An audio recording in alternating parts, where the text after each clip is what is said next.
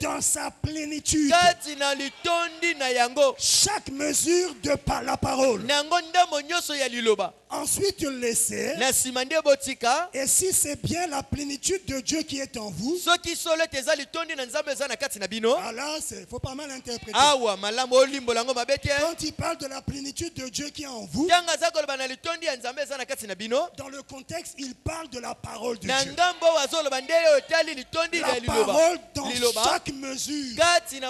N'accepte pas seulement une portion de la parole, mais toute la parole. Or, la parole, c'est Dieu lui-même. Quand il dit, quand vous savez, quand il dit si bien, et si c'est bien la plénitude de Dieu qui est en vous, il veut parler de la plénitude de la parole. C'est-à-dire toute la parole de notre temps. Ne choisis pas ça, je prends ça, je rejette. Ça ne va rien produire. C'est comme si tu avais une semence. Et au lieu de la planter, tu la découpes. Non, la partie là, je ne veux pas. Et tu coupes la semence en peut-être deux. Et tu prends l'autre partie, tu la plantes. Mais elle ne va jamais se reproduire. Tu as tué la semence. Laisse la semence telle qu'elle est. Accepte la parole dans sa plénitude. Accepte tout le message. Et si en toi c'est tout le message que tu crois sans raisonner, alors la pluie qui tombera produira exactement ce qu'il y a dans votre jardin. Est-ce que vous êtes avec moi? Si vous voulez une église, commencez avec la parole. Si vous voulez une vie de Dieu, commencez avec la parole. Si vous voulez le mariage, commencez avec la parole. Va dans la parole et vois comment est-ce qu'on doit se marier. Médite, prie, examine chaque élément, remplis chaque condition. Tu dois épouser une femme qui est née de nouveau, celle que tu aimes. Est-ce que vous êtes avec moi? Elle doit être née de nouveau. Tu dois l'aimer. Elle doit être celle que Dieu t'a prédestinée. Est-ce que c'est clair? Elle doit croire comme toi. Et toi aussi, tu dois être né de nouveau d'abord. Donc, examine ça et identifie-toi à ça. Est-ce que j'ai le Saint-Esprit? Ah. Avec la vie que j'ai là, j'ai toujours la haine dans mon cœur. J'ai ceci, cela. Le Saint-Esprit, non, il faut d'abord que je cherche. Que Dieu me rassure. Oh Seigneur, Seigneur, Seigneur. Tu ne peux pas suivre deux lièvres à la fois.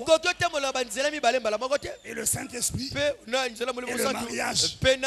Oh, mais tu vas te retrouver où? Cherche d'abord le salut de ton âme. Et le Saint-Esprit te conduira pour le mariage. Et alors quand tu auras le Saint-Esprit, tu ne vas pas aller prendre une catholique à qui tu vas dire viens. Le baptême est assis toi dans l'église. Et quand le pasteur t'appellera, dis que tu as cru depuis 10 ans. Avec le Saint-Esprit en toi. Non. Tu seras sérieux. Parce que tu sais que le mariage c'est ta vie. Et tu ne veux pas t'aventurer. Frère Branham déclare, vous devez entrer dans le mariage, dans la prière, dans la crainte de Dieu, dans la sincérité. Est-ce que vous êtes avec moi? Commencez toujours en tout et pour tout avec la parole. Ah, ne vous occupez pas de ça, vous écoutez la parole seulement. Dans la prédication, Dieu se révèle à son peuple. Du 13 août 1950. Paragraphe 39. Maintenant, souvent. Eh bien, ceci peut paraître étrange. Tout le monde, soyez vraiment respectueux. Si vous pouvez amener la personne, juste ce que j'essayais de faire pour la femme, c'était de l'amener à avoir une bonne attitude mentale. Elle n'aurait même pas eu besoin qu'on prie pour elle. Il y avait un patient, une malade. Et Frère Branham lui parlait pour l'amener à une bonne attitude mentale. Parce que si elle avait une bonne attitude mentale à l'égard des promesses de Dieu, elle n'aurait même pas eu besoin qu'on prie pour elle. Elle allait arracher sa bénédiction. Rien que par la bonne attitude mentale. C'est pourquoi il y en a beaucoup ici qui reviennent toujours, pasteur. Je suis malade, tu pries. Une semaine après, pasteur. Tu es fatigué, tu vois la personne. Pasteur, tu pries pour moi. J'ai telle maladie. La même maladie. Tu pries. Et moi après. Pasteur, prie pour moi. Mais quelle est ta requête? La même maladie. Frère Branham déclare. Quand vous faites ça, vous n'avez pas la foi. C'est la preuve même. C'est fort. Et vous n'avez pas la bonne attitude mentale. Ah oui. La bonne attitude mentale à l'égard des promesses de Dieu feront que les promesses se manifestent dans ta vie. Tu n'auras même pas besoin qu'on prie pour toi. Tu regarderas directement à la croix et tu sortiras d'ici guéri.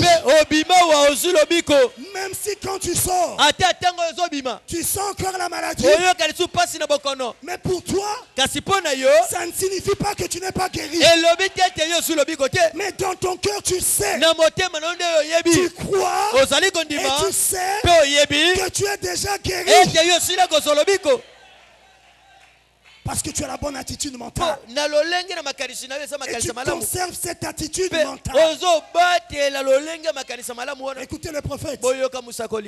C'était de l'amener à avoir une bonne attitude mentale. Elle n'aurait même pas eu besoin qu'on prie pour elle.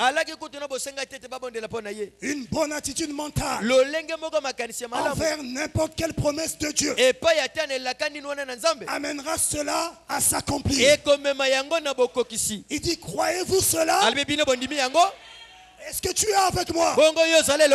Quand Dieu fait quelque chose, c'est par la parole. Quand il commence. Et nous parlons de la rédemption. Pourquoi il fallait un prophète pour commencer à inaugurer la rédemption? Parce que c'est par le prophète que la parole devait venir. Pourquoi il fallait la parole? Parce que la parole est la semence de Dieu. Et quand Dieu veut faire quelque chose, il commence toujours par la parole. Et donc pour la rédemption, il devait commencer par la parole. Et pour ta rédemption, tu dois avoir en toi la parole. C'est pas pleurer.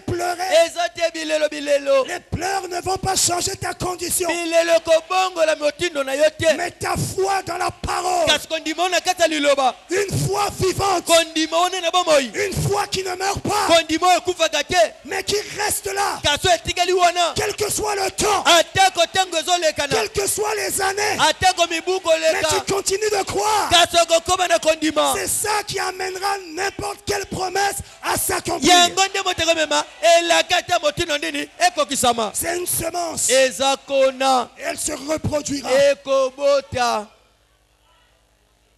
La parole est une semence qui continue. Qu'un semeur a semé. Et chaque semence se reproduira selon son espèce. Écoutez, si vous avez besoin du salut, voici la semence. Si vous avez besoin de guérison, voici la semence dans la parole. Hey. La parole de Dieu est une semence. Placez-la dans votre cœur. Le cœur, c'est la terre. Mais tu dois être une terre fertile. Et la fertilité de la terre, de ton cœur, c'est la foi. Place la semence là. Enterre-la bien. Et garde-la bien. Placez-la dans votre cœur. Ne la déterrez pas chaque matin pour voir si elle a bourgeonné. Tu vas semer une semence parce que tu veux avoir des arachides. Tu as mis la terre, tu as mis l'eau. Le lendemain, tu dis, est-ce qu'elle a bourgeonné? Tu regardes. Il n'y a pas encore, tu fermes. Tu vas l'empêcher de bourgeonner et de se reproduire. C'est ce que beaucoup font. Quand ils regardent à sa condition, qui semble ne pas changer, il déterre la semence. Il met l'incrédulité. Il ajoute des pensées humaines. C'est ça qui tue la semence dans ton âme. Quel que soit le temps, quelle que soit ma condition, si j'ai pris la parole, je l'ai mise dans mon cœur, mon corps obéira à la parole. Je ne sais pas quand, mais je sais que c'est réglé. Je ne peux pas déterrer, mais je l'arrose. Vous savez comment l'arroser? En disant, oh, merci Seigneur, parce que tu m'as guéri. Tu l'arroses par une adoration. Oh, je te loue, Père, parce que tu m'as délivré. Je ne suis plus ce que j'étais. Pourtant dans la chair, tu es encore ça.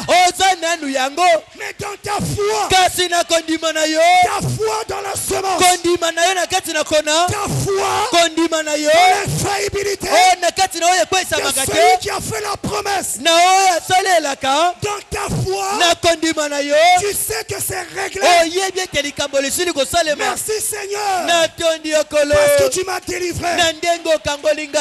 Tu m'as donné la victoire sur les femmes de nuit. Alors que tu viens de rêver une femme de nuit, tu te réveilles. Le diable veut te voir comme ça. Oh, Dieu n'agit pas. Non. Montre le contraire au diable. Mets-toi à genoux. Lève les mains.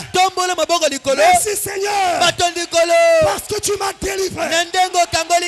Je suis déjà libre. Ce que je vois, c'est pas ça la vérité. Je ne marche pas par la vue, je marche par la foi. La foi dans la semence. Quelle semence? La semence parole. Frère, si on peut arriver à ce niveau, à l'égard de n'importe quelle promesse, frère, sœur, vous deviendrez des mystiques. Quand quelqu'un dira quelque chose, tu diras qui a dit ça, c'est Dieu. Si ce n'est pas Dieu, ça n'a aucun effet. Parce que mon cœur n'est fait que pour croire la semence parole. Tu veux la délivrance? Reçois la parole dans ton cœur.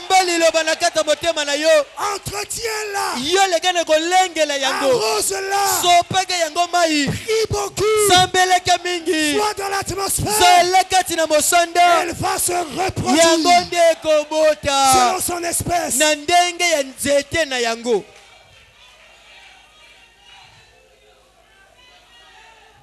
Placez-la dans votre cœur. Ne la déterrez pas chaque matin pour voir si elle a bourgeonné. Placez-la là et laissez-la là. Pas là, mais là. Pas là. Beaucoup ne voient pas les promesses de Dieu s'accomplir parce que la semence est juste là. Quand tu laisses la semence là, elle ne va pas rester là, elle va partir. Et là, ce n'est pas le lieu d'ensemencement de la parole. Dans le cœur. Garde là. Pourquoi la Bible déclare? Garde ton cœur. Plus que toute autre chose. Car de lui viennent les sources de la vie. Oui, de ton cœur viennent les sources de la vie. Garde ton cœur en laissant la parole seule dans ton cœur. N'accepte rien d'autre. Quel que soit le temps qui passe, ce n'est pas le problème. Dieu finira par comprendre. Oui, il est réel. Et il est la vérité. Laissez-la simplement là. C'est à Dieu de produire la moisson. C'est pas à toi de produire la moisson. Même si tu arroses la semence, est-ce que c'est toi qui vas la faire germer, bourgeonner, pousser? C'est à Dieu. Laissez simplement là. Arrosez-la avec la foi. Et chaque jour, louez en remerciant Dieu pour cela. Faites comme notre père Abraham. Il avait mis la semence parole dans son cœur. La promesse que Dieu lui avait faite. Abraham, tu auras un fils. Il était déjà vieux. Mais il savait que celui qui avait fait la promesse était Dieu. Et le matin, il demandait à Sarah. Sarah, il y a un changement là. Sarah disait non, je ne sens aucun changement. Abraham n'est pas allé prier. Oh Dieu, il n'y a encore rien. Agis. Quand Dieu parle, c'est réglé. Il n'a pas encore à parler. Il a déjà parlé. J'aurai un fils. Quoi ça? Abraham n'est pas allé prier. Sarah, il y a un changement. Non, chérie, rien encore. Oh, gloire à Dieu. Je te loue, Père, de ce que tu m'as donné ce fils. Frère Branham déclare, plus le temps passait, plus Abraham devenait fort. Sa foi augmentait. Parce que pour lui, plus le temps passait, plus le miracle devait être plus grand. Continue à persévérer dans ta foi, en le louant, en remerciant Dieu pour cela. Et Frère Branham dit très bien. Donc la parole de Dieu, c'est la semence. Et Dieu commence toujours avec la parole. C'est pourquoi quand Dieu a eu le désir d'avoir une création, qu'est-ce qu'il a fait? Il a commencé par la parole. Il s'est créé un corps lumière dans lequel il est entré. C'est le Logos, c'est le Fils, c'est ça la parole. Le premier-né de la création, le Fils qui est le premier-né de la création. Selon Colossiens 1,15, c'était le Logos, le corps parole. Quand Dieu voulait avoir une création, il a commencé avec la parole.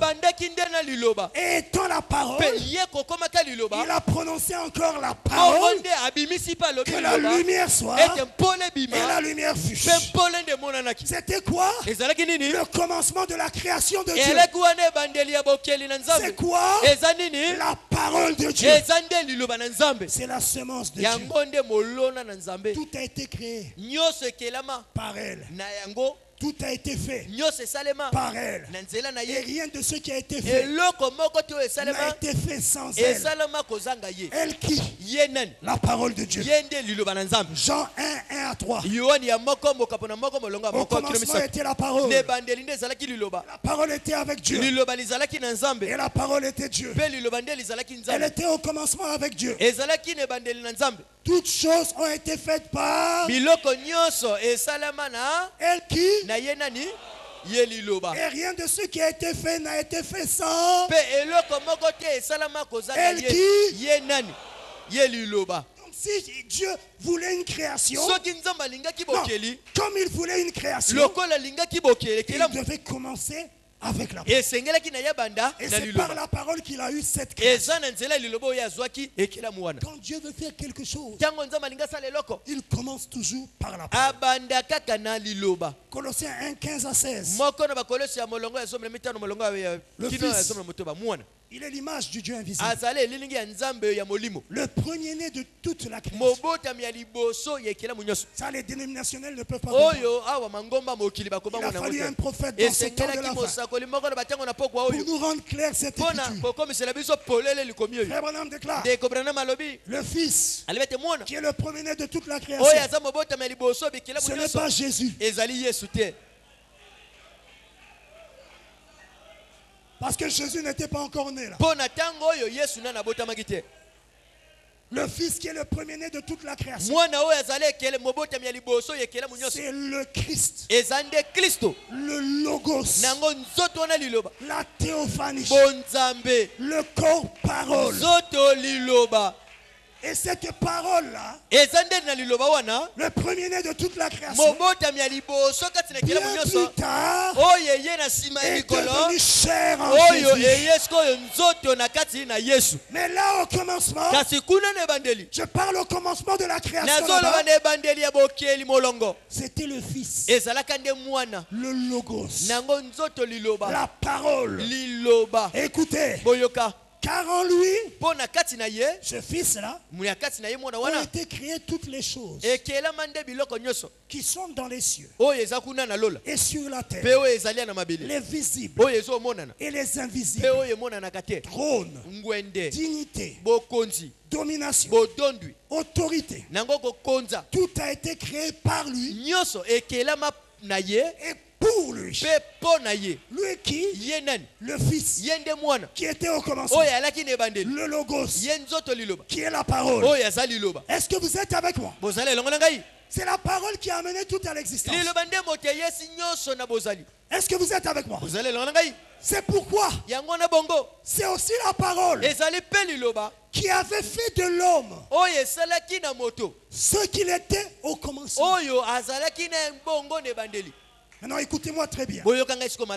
Quand Dieu avait créé l'homme, il avait créé à son image et à sa ressemblance. Dieu l'avait créé par sa parole. Pour créer, Dieu proclamait un message. Pour la lumière, il y a eu un message. Pour les semences, les herbes, tout ça, il y a eu une parole, un message. Mais à la fin, quand il devait créer l'homme, il a donné un autre message qui était différent de tous les autres messages.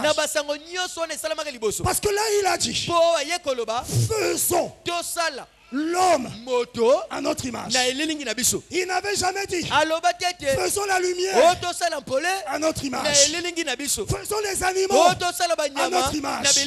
Mais il disait que la lumière soit et la chose fut, que les animaux soient et les animaux furent, que ceci soit et la chose fut. Mais quand il devait créer l'homme, il change de message. Il donne un message qui implique tout ce qu'il était. Il dit faisons. Comme s'il parle de nous. L'homme à notre image. Il n'avait pas créé les animaux à son image. Il n'avait pas créé les autres êtres à son image. Mais pour l'homme, il a un autre langage. Faisons l'homme à notre image. Pourquoi? L'homme devait refléter la plénitude de tout ce que Dieu était. Et il s'implique totalement. L'homme devait être le reflet de tout ce qui était Dieu. C'est pourquoi l'homme est le chef-d'œuvre de Dieu. Lorsque Dieu a créé l'homme, il s'est vu dans l'homme. Il a dit cela est très bon. Alors que lorsqu'il revoyait les autres choses, quand il a vu la lumière, il a dit cela est bon. Il a vu les animaux, cela est bon. Mais quand il voit l'homme à son image et à sa ressemblance, l'appréciation de Dieu change. Cela est très bon. C'était son chef-d'œuvre. L'homme devait refléter tout ce qu'était Dieu. C'est pourquoi pour le créer à son image, il utilise un message de plénitude. Faisons l'homme à notre image. Alors que pour les autres choses, c'était un message en portion. Oh, montez avec moi. Un message en portion. Une partie de lui qui devait se refléter. Quand il a créé l'arbre, c'est parce que l'arbre c'est lui-même. Il est l'arbre de la vie. Et les arbres là reflètent le véritable arbre. Mais ça ne reflète qu'une partie de ce qu'il est. Quand il a créé l'eau, l'eau le reflète parce qu'il est l'eau de la vie. Mais ça ne reflète qu'une partie de ce qu'il est. Mais quand il devait créer l'homme, il devait le créer à son image. Il devait refléter la plénitude des attributs de Dieu. C'est pourquoi le prophète déclare dans l'exposé: l'épouse reflète la plénitude des attributs de la divinité. Tous ces attributs sont reflétés dans l'épouse. Est-ce que vous êtes avec moi? Il a utilisé un tel langage. Qu'est-ce que ça montre? Que l'homme, ce qu'il était, c'était le fruit de la parole. Pas n'importe quelle parole. La plénitude de la parole. Est-ce que vous êtes avec moi? Et c'est ça qui avait fait de l'homme ce qu'il était. Le roi de la terre. Et c'est ça qui avait fait que Dieu règne en lui. Par sa parole au moyen de son esprit. Et tant que l'homme obéissait, il demeurait dans son règne. Tant que l'homme obéissait à la parole, il devait continuer de régner. Et Dieu devait continuer de régner en lui. Parce qu'en fait, l'autorité que l'homme avait sur la terre lui venait de Dieu. Dieu régnait en lui et lui régnait sur la terre. Il était le fruit de la parole de Dieu. Pas n'importe quelle parole. La plénitude de la parole. Mais écoutez une chose. Mais quand il est tombé à cause de la femme qui a été séduite par le serpent, qui a cru le message du serpent, lorsque la chute a eu lieu, Ève est tombée d'où? Là je m'adresse au lecteur. Ève est tombée d'où? De la parole de Dieu. En désobéissant à la parole, Ève et son mari sont tombés de la parole. La parole qui avait fait de ceux qu'ils étaient. Mais en désobéissant à un seul commandement, la chute est intervenue. L'homme est tombé de la parole. Écoutez frère Branham dans le 3e saut. Paragraphe 107, 3e saut. 107, le 3e saut. Nous voyons donc que Dieu a dit à Ève que bien longtemps après, la parole reviendra à toi. Comment était-elle tombée? Je veux que ma classe le dise. Non. Au sein de ma classe. Là, frère Branham considère l'église comme une classe. Une classe des étudiants de la parole. Il pose la question. Comment est-elle tombée? Il dit, je veux que ma classe le dise. D'où est-elle tombée? D'où est-elle tombée? Et frère Branham dit de la parole. Il dit, est-ce juste? Et l'assemblée dit de la parole. En brisant un seul commandement, l'homme est tombé de la parole. Le règne de Dieu en lui a pris fin. Tant qu'il obéissait à la parole, Dieu était le roi de l'homme. Mais l'homme était le sujet de Dieu. Mais en désobéissant, le règne de Dieu dans l'homme prit fin. L'homme rejeta Dieu. Il tomba. D'où? De la parole. Et Dieu a fait une promesse qu'il enverrait la semence de la femme pour écraser la tête du serpent. Or la femme n'a pas de semence. Est-ce que vous êtes avec moi? Pourtant Dieu le sait. Mais il dit, j'enverrai la semence de la femme. Elle écrasera la tête du serpent. Frère Branham interprète. Dieu promettait pour l'homme une rédemption. La semence de la femme qui devait venir. C'était la parole qui devait venir vers l'homme pour le racheter. Mais cette parole devait venir par la femme. Tout comme c'est par la femme que la chute avait eu lieu, c'est par la femme que la rédemption allait avoir lieu. Tout comme c'est par la femme que la mort est entrée, c'est au moyen de la femme que la vie allait entrer. Par quel moyen? Par la parole qui devait revenir. Parce que c'est la parole qui avait fait de l'homme ce qu'il était au commencement. Pas n'importe quelle parole. La plénitude. C'était la plénitude. Tu veux une autre preuve? Dieu était à l'état colonne de feu.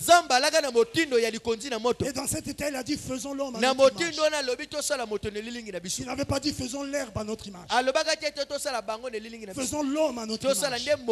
Or, frère Branham déclare, la colonne de feu, c'est l'attribut de la plénitude de Dieu.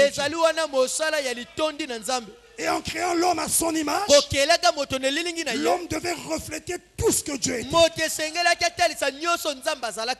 Et quand l'homme est tombé en brisant, même pas la plénitude de la parole, mais juste un commandement. Il fallait que la parole revienne pour le racheter. Mais il ne devait pas seulement envoyer une portion. Ça ne pouvait pas ramener l'homme à ce qu'il était au commencement. Moïse était une portion de la parole. Mais il ne pouvait pas racheter l'homme. Abraham était une portion. Élie était une portion.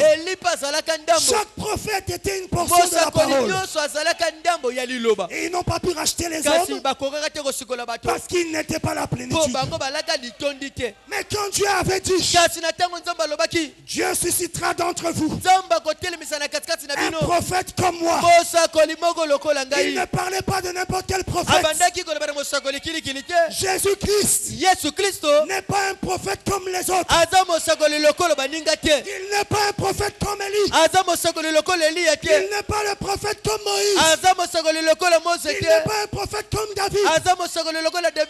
Jésus-Christ, il est David, Élie, Moïse. Ézéchiel. Il est tous les prophètes réunis.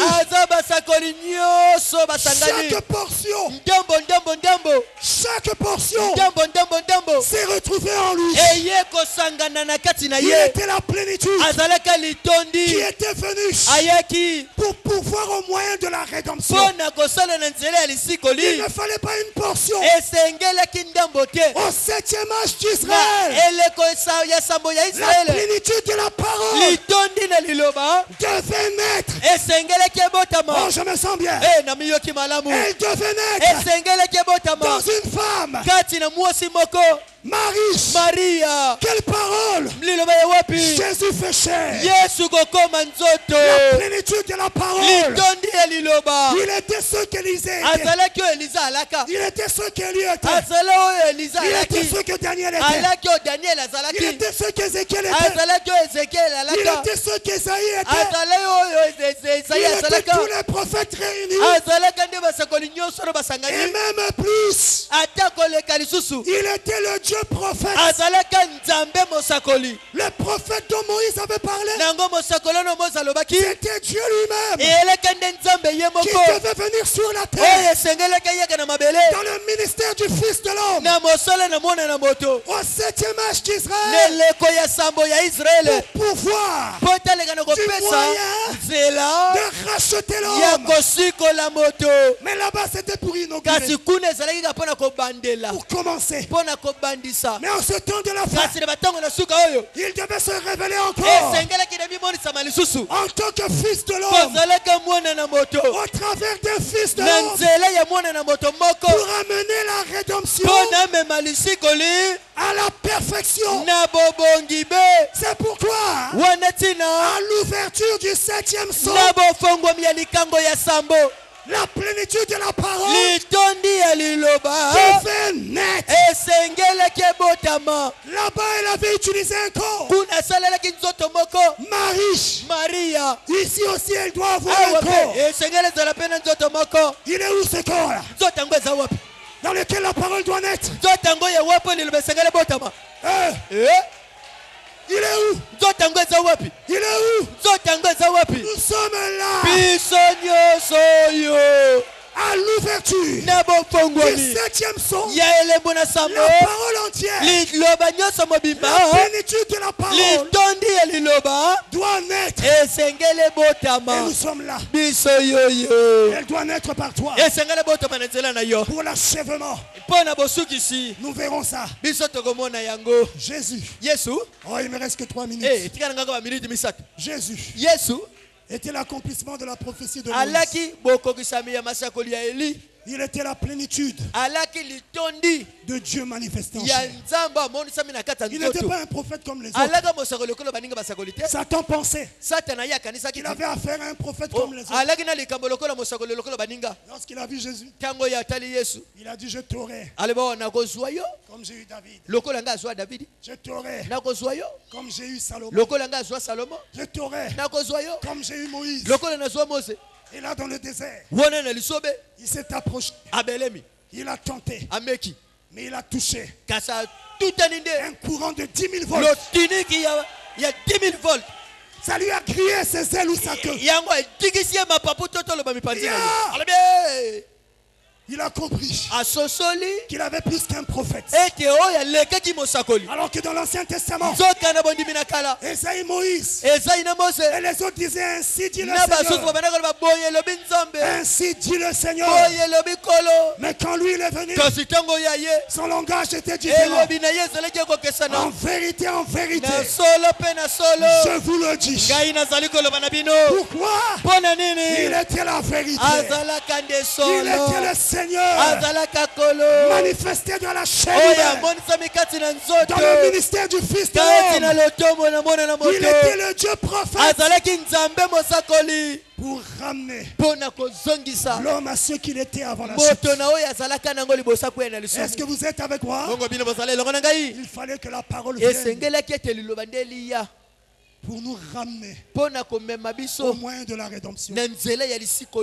On n'a pas seulement reçu un prophète en Jésus-Christ à qui la parole venait, mais on a reçu le prophète, le Dieu prophète, et la parole ne venait pas seulement à lui, mais il était lui-même la parole. Il était venu en vue, dans un seul but, celui de la rédemption. Lisons le prophète. D'où Ève était tombée de la parole. Est-ce juste? L'assemblée dit de la parole. Et Frère Branham confirme la parole. Et Dieu a dit qu'il pourvoirait à un moyen pour la racheter et la ramener de nouveau à la parole. Frère Branham dit très bien. Il dit bien longtemps après, la parole se ferait connaître à elle. La parole allait donc venir dans un seul but. Maintenant, retenez bien ce que je suis en train de dire. Donc là, il va faire une déclaration forte, profonde. La parole allait venir à elle, dans un seul but, celui de la rédemption.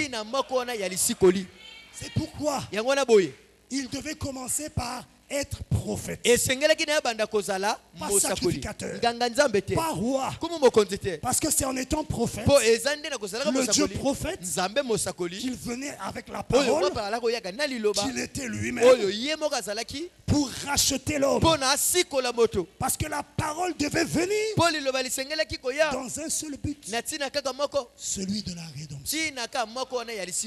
Est-ce que c'est clair? Est-ce que vous comprenez? Dans le 4e son, je finis par là. Frère Branham déclare, paragraphe 263. Et d'où est-elle tombée, Ève? De la parole. D'où Ève est-elle tombée? L'assemblée dit de la parole. Et Frère Branham confirme la parole. D'où la dénomination est-elle tombée? L'église dit de la parole. Il dit, voyez, il n'y a pas d'autre moyen. Chaque fois, ça revient tout droit à la parole. Tout droit à la parole. Et ils entrent dans un système qui les éloigne à nouveau de la parole, qui fait qu'ils s'éloignent de la parole au lieu de s'approcher de la parole. C'est pourquoi vous devez veiller à garder la parole. Quand vous perdez la parole, vous perdez votre rédemption. C'est la parole en vous qui manifeste la rédemption. Est-ce que vous êtes avec moi? C'est pourquoi Frère Branham dit, petit troupeau, veillez sur la parole. Veillez sur la parole. C'est si précieux pour nous. Et nous avons reçu la plénitude de la parole pour la rédemption. Là-bas en Israël, c'était Jésus dans la chair, dans son propre corps. Il était cette plénitude qui devait aller à la croix pour payer le prix du rachat. Est-ce que vous êtes avec moi? Pourquoi il devait venir en tant que prophète? Parce que la parole devait venir à lui. La parole ne vient qu'au prophète. Mais pourquoi il fallait la parole? Parce que l'homme était tombé de la parole. Et pour le racheter, il fallait la parole. C'est pourquoi dans le type de l'Éden, quand Dieu a appris que l'homme était tombé, qu'est-ce qu'il a fait? Il a quitté son trône. Il est descendu lui-même. Lui-même. Cette lumière, sous une forme humaine, qui avait tout créé, était là. Adam, où es-tu? Il était la parole qui parlait. La parole se mettait à parler. Est-ce que vous êtes avec moi? La parole, Dieu sous la forme parole, dans le ministère de prophète, se mettait à parler. Et la voix de l'Éternel parcourait les terres. C'est le type du premier acte de la rédemption, montrant que pour que le premier acte ait lieu, Dieu prophète devait venir et parler par sa parole. Est-ce que vous êtes avec moi? Est-ce que c'est clair? C'est pourquoi veillons sur la parole prophétique. Levons-nous, nous allons prier. Que Dieu soit béni. Oh, gloire au Seigneur Jésus-Christ. Que son nom soit béni. Il n'y a rien d'autre qui peut nous restaurer. Psaume 19 déclare: ta parole restaure l'âme. La loi de l'Éternel est parfaite. Elle restaure l'âme. La restauration, c'est la rédemption. Et c'est la parole qui le fait. Tu veux être dans le processus de la rédemption? Sois dans la parole. Et pas une portion seulement. Dans toute la parole. Crois tout le message. Ne raisonne avec rien. Sinon tu manqueras ta rédemption. Tu resteras le même. Pas de changement. Mais ceux qui vont persévérer dans leur foi, dans toute la parole, ça produira en eux la pleine rédemption. Alors que nous fermons les yeux. J'ai trouvé en Jésus l'ami qui est toute chose pour moi. C'est le plus beau d'entrée divine pour mon âme. Il est le lys, la vallée, en lui c'est je trouve.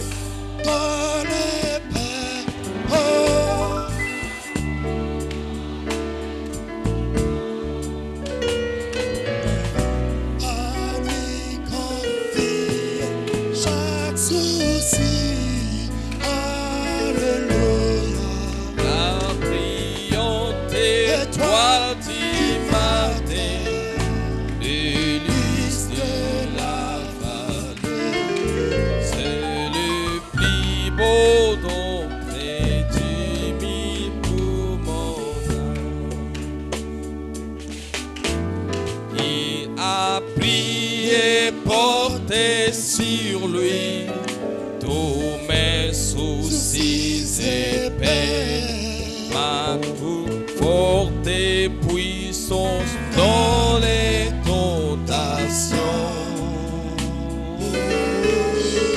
Pour lui j'ai tout abandonné et au-dessus de mon cœur mes idoles.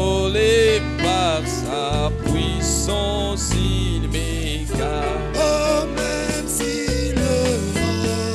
si les mondes m'abandonnent, ou que Satan m'étend, par Jésus, j'atteindrai sûrement le but.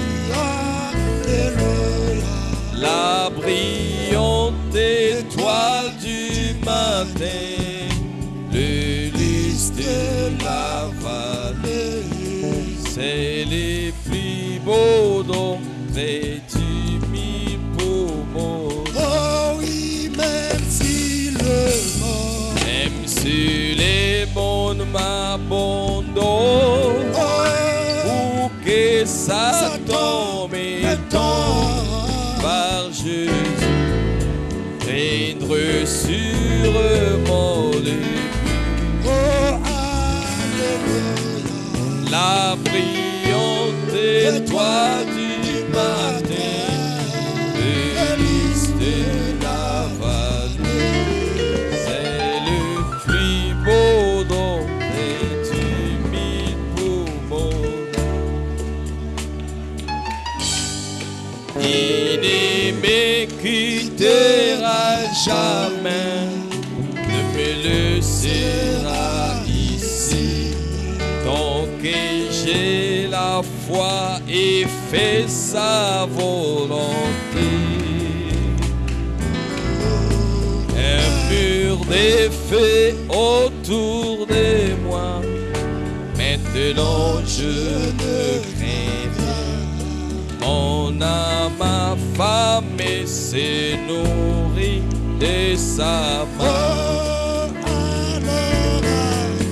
Alors la vie dans la gloire, pour voir sa face bénie, la jamais pour les feux de déni. La brillante étoile du matin, délice de la vallée, c'est les plus beaux côtés du mille pour mon âme. Que chacun s'adresse au Seigneur.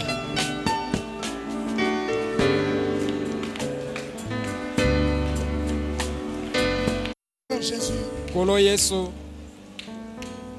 Nous avons compris pourquoi tu devais jouer le rôle de prophète dans ta première venue, dans le premier acte de la rédemption.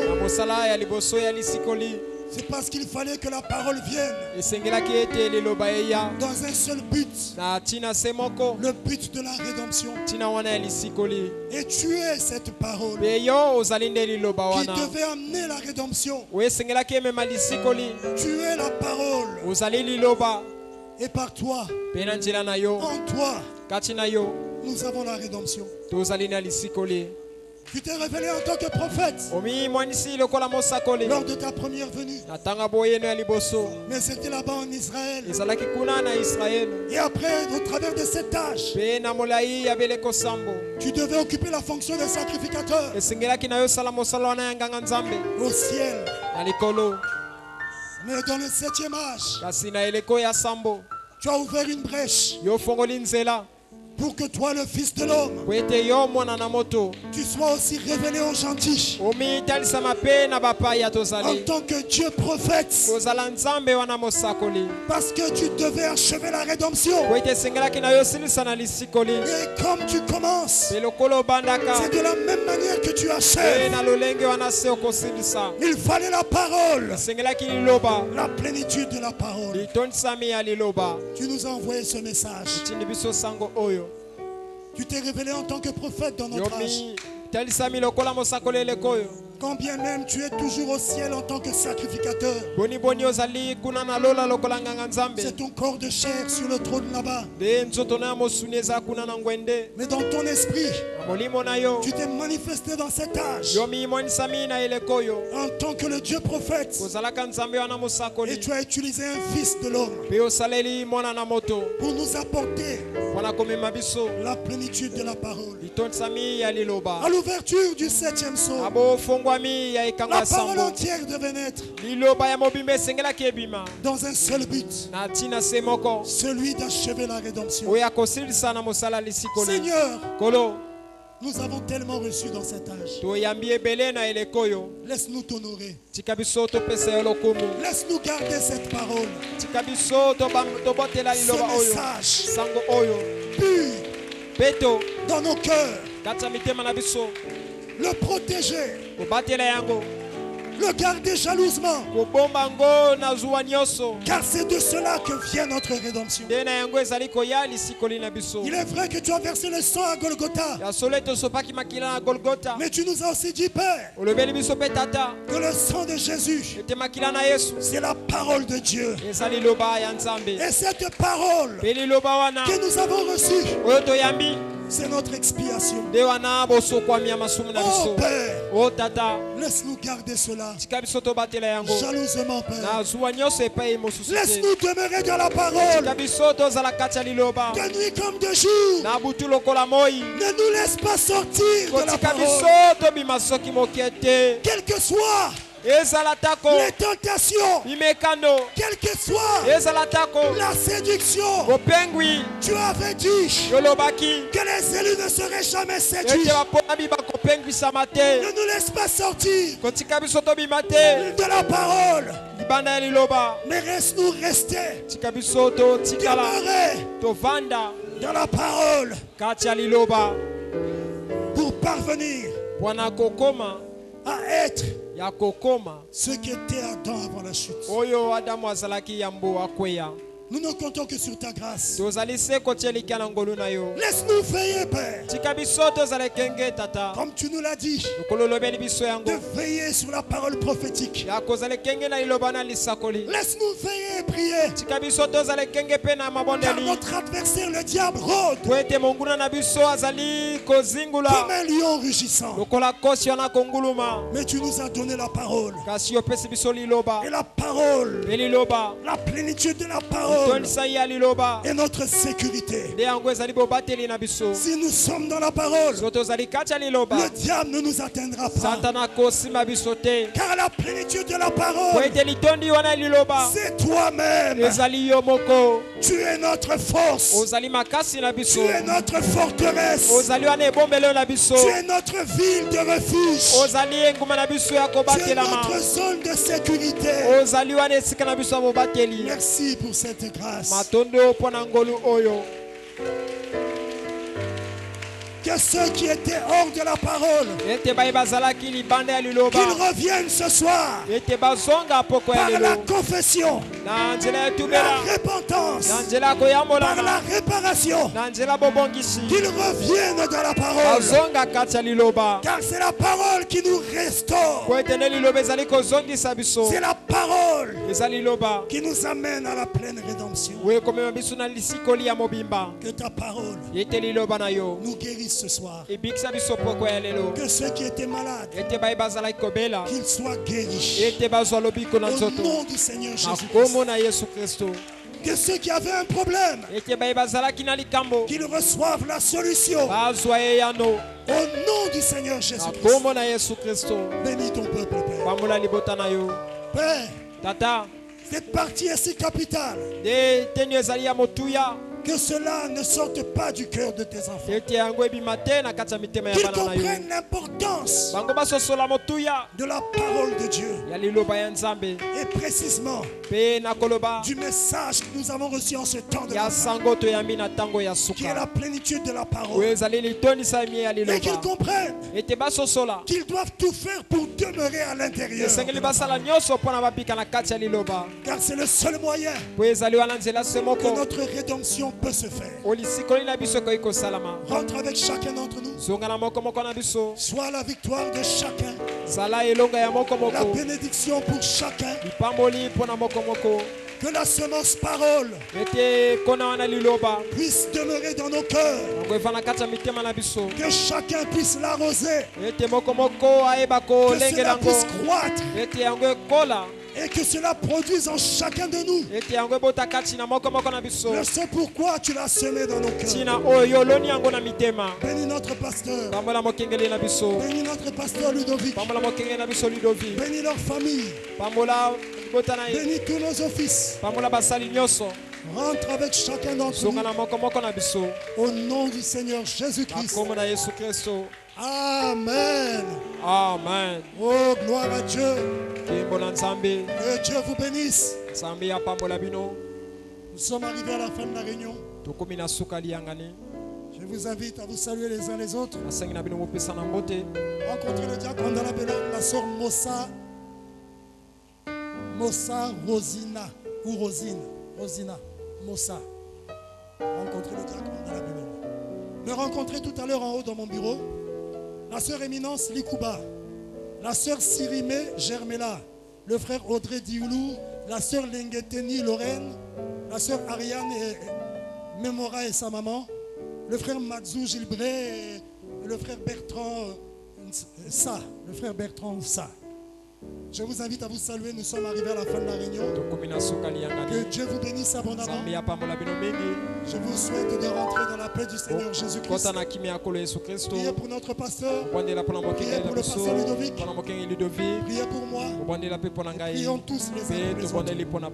Shalom. Mokile bongi mbwana Peño soy koleka Ikiana oyo ya seko Simba loboko na Nzambe Deko simba Simba loboko na Nzambe